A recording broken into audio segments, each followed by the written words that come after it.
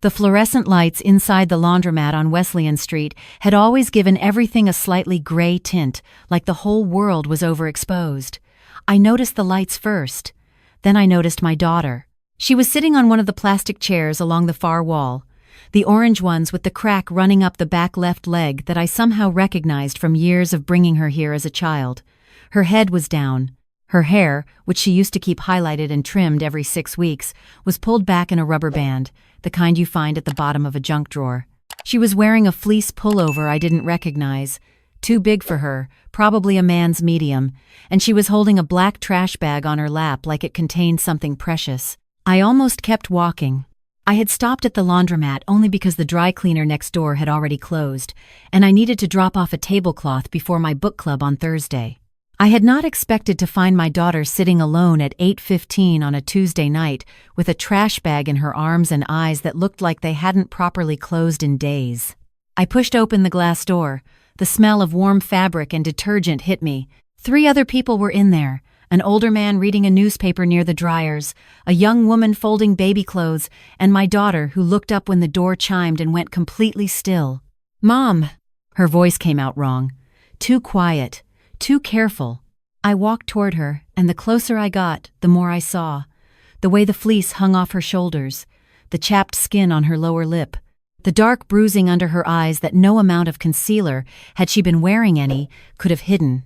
A paper cup of coffee sat on the chair beside her, the kind from a gas station, and next to it, a half-eaten sleeve of crackers. "Sweetheart." I sat down in the chair across from hers. "What are you doing here?" She looked at the trash bag. "Just doing some laundry." I glanced at the bag. It wasn't moving. There were no machines running in her direction. The bag appeared to hold maybe 2 or 3 items of clothing at most. "Where's Oliver?" "My grandson. 6 years old, dark-haired, obsessed with dinosaurs. The kind of child who narrates everything he's doing in a running commentary that somehow never gets exhausting. He should have been home in bed on a Tuesday night." She hesitated just a half-second too long. "He's with his dad." I looked at my daughter, really looked at her. She was 41 years old. She had a master's degree in business administration and had spent the last 4 years building a bookkeeping firm from nothing, working out of the house she and her husband bought when Oliver was 2. She had 11 clients. She had a waiting list. She had called me 3 months ago to say she was thinking about hiring her first employee. The last time I had seen her in person was at Christmas. She had seemed quiet, I thought, but the holidays were always busy, and her husband's family had come from out of town, and I hadn't pushed. That was a mistake I would spend a long time thinking about. "Where are you living?" I asked. She looked at the crackers. "Same place. The house on Dunley Drive?" She didn't answer. I reached over and put my hand on top of hers. Her fingers were ice cold in a way that had nothing to do with the temperature inside the laundromat. "Talk to me." She shook her head. "It's fine, Mom. I'm handling it. You're sitting in a laundromat on a Tuesday night with a gas station coffee and what looks like everything you own in a trash bag. You are not handling it." She flinched. I softened my voice. "I'm not here to judge you, sweetheart. I'm your mother. Whatever is happening, tell me." For a long moment she said nothing. The dryers hummed. The man with the newspaper turned a page. The young woman near the folding table shook out a small yellow onesie. Then my daughter looked up at me, and what I saw in her eyes before she looked back down was not sadness. It was fear. Pure, quiet, chronic fear. The kind that lives in a person so long it stops feeling like fear and starts feeling like weather. "I haven't been home in 11 days, she said. I kept my hand on hers. He changed the locks. Her husband. I said nothing, just waited. "It started about 5 months ago," she said. "He lost his job. That's what he told me anyway. His company downsized, or that's the story. But then he started spending more and more time at the house during the day, and his mother started coming over all the time, and things just slowly." She stopped. She started again. "He said he wanted to help with the bookkeeping business, take some of the pressure off me since he wasn't bringing in income. He said he could handle the client communication while I focused on the actual work." I thought about what that meant, coming from a woman who had spent 31 years as a certified public accountant before I retired. I knew what it meant when someone offered to handle the communication for a sole proprietorship. "I let him," she said. He seemed genuinely interested, and I was tired. Oliver had been sick, and I thought maybe it would be good for us to work together. And then? She exhaled slowly. Within 6 weeks, he had access to every client account. He had my business email password. He had the login for my invoicing software. He said it was easier to manage everything from one place. I nodded. Keep going. About 2 months ago, I noticed a client had canceled. Just gone, no explanation. Then another one. I tried to log into my invoicing system, and my password didn't work. He said he'd updated the security and forgot to tell me the new one. He gave me a new password, but some of the records looked different. Numbers I didn't recognize. I asked him about it, and he said I was stressed and misreading things. She pulled the trash bag a little closer to her chest. Then I found out he'd opened a separate business account in the firm's name without telling me. I found a statement in the mail. When I asked him about it, he said it was for tax purposes and I wouldn't understand the structure. His mother was there. She backed him up. Said I had always been bad with the big picture and that I should be grateful someone was finally organizing things properly. I am a certified public accountant with 31 years of experience, I said quietly. I know, she said, but somehow I let her make me feel like I didn't know what I was looking at. I understood that more than she knew. I'd seen it dozens of times in my career. Financial manipulation doesn't work through force. It works through slow, patient erosion of confidence. When did you leave? I asked. I didn't leave. She finally looked at me. I came home 11 days ago from picking Oliver up from school, and my key didn't work. I thought something was wrong with the lock. I called him, and he said he'd had the locks changed because he was concerned about security in the neighborhood. He said he'd give me a key when I calmed down. She stopped. And he hasn't. I haven't been inside my own house in 11 days, she said. I've been sleeping in my car. I've been taking Oliver to school from the parking lot of a grocery store. He thinks we're having an adventure. I've been telling him it's like camping. My grandson thought he was camping. I've been afraid that if I push too hard, she said, her voice dropping to almost nothing, he'll use it in court. He's already told me that his mother has a family law attorney ready, that I abandoned the household, that I'm unstable, that I'm unfit to have Oliver during the week because of my work hours. She looked at the trash bag. I took this from the trunk of my car. It's got 2 pairs of pants and some underwear, and Oliver's stuffed brontosaurus because he can't sleep without it, and I've been sneaking it back to him every night through his bedroom window. I sat very still. Outside the laundromat window, a car passed, its headlights sweeping across the floor. I thought about my daughter, who learned to read at 4, who built a business from $11,000 and a laptop, who was now sitting in a plastic chair sneaking a stuffed dinosaur through a window to her son every night so he could sleep. I made a decision right then the same way I had made every important decision in my career, not from emotion but from clarity. I looked at what I knew. I assessed what could be proven, and I identified exactly where the other side had made their mistakes. Listen to me very carefully, I said. I want you to keep doing exactly what you've been doing. Park at that grocery store tonight. Take Oliver to school tomorrow. Act normal. Do not do anything that looks like escalation. Can you do that? She frowned. Why? Because your husband and his mother just made a serious series of federal and state financial crimes, and they did it in a way that is going to be very straightforward to document. Mom, I don't have money for a lawyer. I do. And more importantly, I have 31 years of forensic accounting experience, and what you've described to me is textbook financial fraud. The separate account, the password changes, the altered records, the lock change, all of it has a paper trail.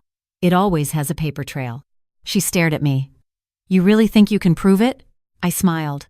I wasn't feeling particularly warm when I smiled it. Sweetheart, I built my career finding exactly this kind of thing inside corporations that had entire legal departments trying to hide it. 2 people in a house in Houston did not cover their tracks better than those corporations did. She was quiet for a moment.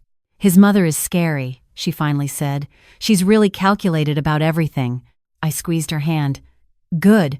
Calculated people leave better records. The next morning I made 4 calls.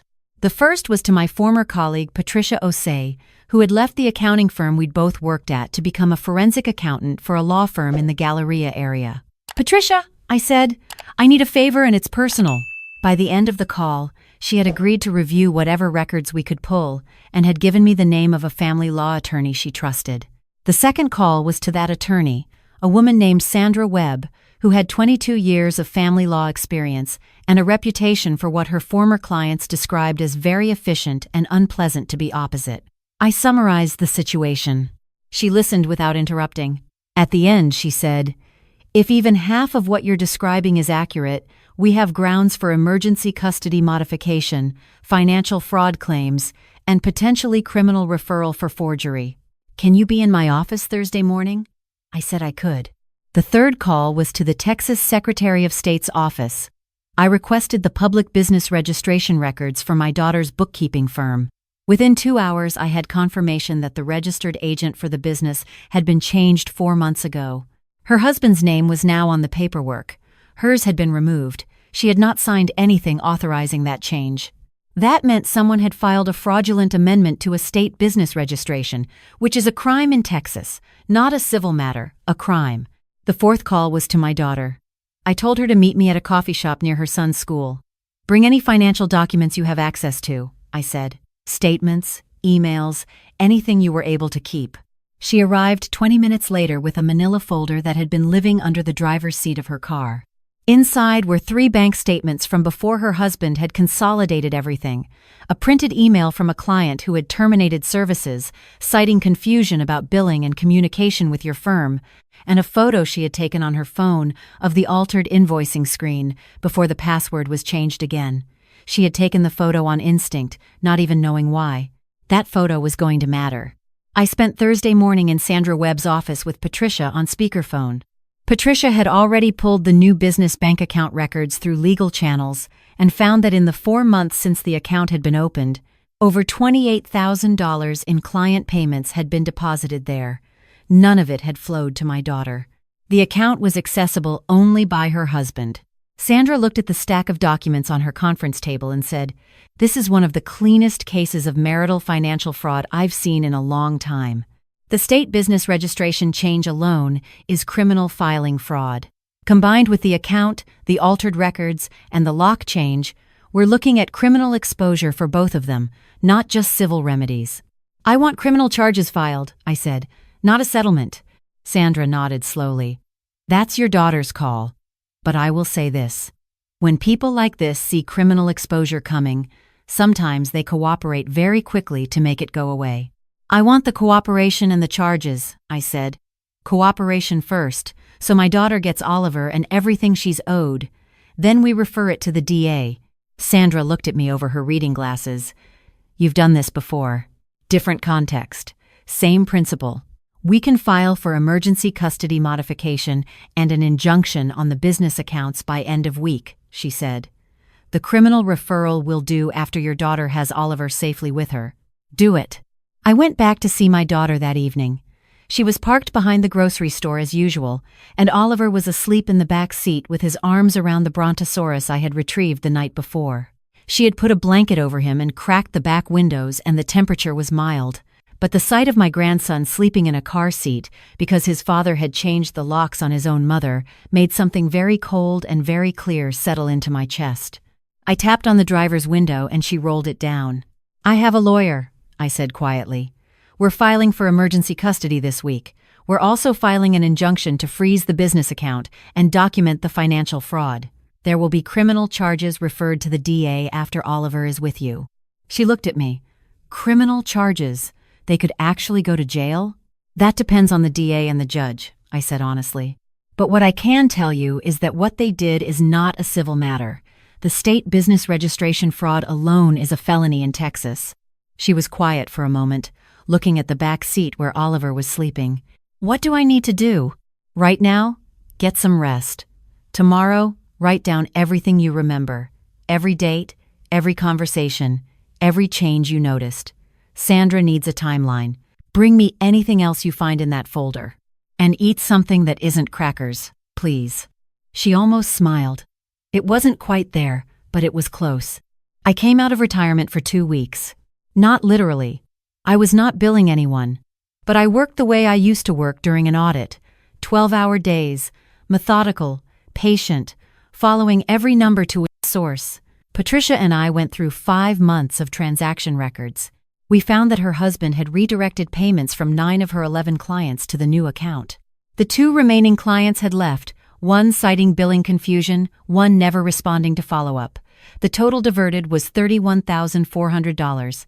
He had also renegotiated the terms of 2 client contracts under her firm's name without her knowledge, changing her standard hourly rate to a lower flat fee and signing the amendments using a digital signature that, upon examination, was not her actual digital signature. Patricia documented that in a 15-page forensic accounting report with exhibit attachments. Sandra filed on Friday. The emergency custody motion cited the living situation, the financial control, and the systematic isolation of the primary caregiver from the marital home. Sandra included photos I had taken of my daughter's car, where she had been sleeping. She included a statement from Oliver's teacher, who had noticed he had been arriving at school in the same 2 shirts in rotation for the past 10 days.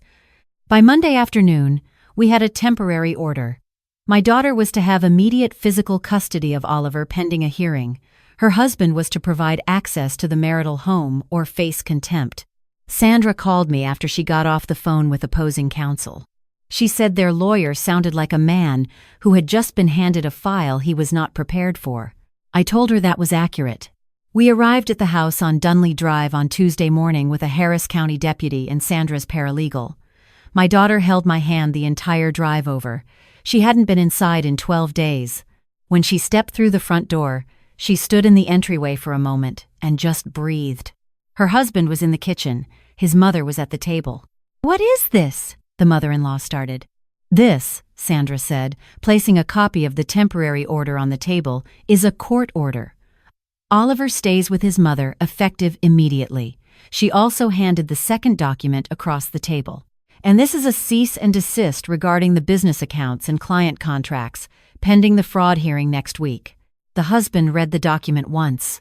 Then he looked at me. I was standing in the doorway. I hadn't said a word. I looked back at him.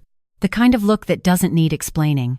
His mother said, "She signed those account documents. She authorized everything."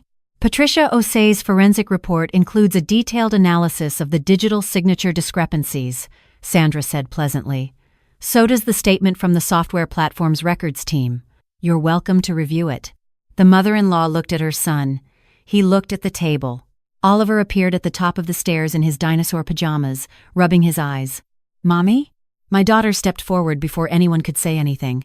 "Hey, baby, come here." He came down the stairs and she caught him halfway and held on. He didn't ask questions. He just wrapped his arms around her neck the way small children do when they've been waiting for something without quite understanding what they were waiting for. I had to step back into the hallway for a moment. The civil hearing took place 8 days later. Patricia presented the forensic accounting report in full. The opposing attorney attempted to argue that the business decisions had been made jointly and with my daughter's knowledge. Sandra submitted the digital signature analysis, the altered records timeline, and the client termination email, which had arrived 6 days after her husband had changed the client communication email to one he controlled. The judge awarded my daughter full restoration of the business accounts and all diverted funds, $31,400 plus interest. The fraudulent state registration amendment was voided and corrected. The marital home was to remain accessible to my daughter and Oliver while divorce proceedings continued.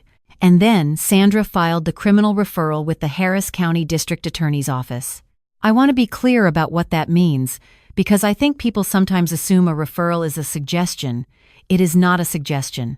It is a documented package of evidence, submitted by an attorney to a prosecuting authority for review and potential prosecution. Sandra submitted Patricia's forensic report, the digital signature analysis, the fraudulent state filing, and the documented evidence of $31,400 in diverted client funds. 6 weeks later, the DA's office contacted Sandra to confirm they were proceeding.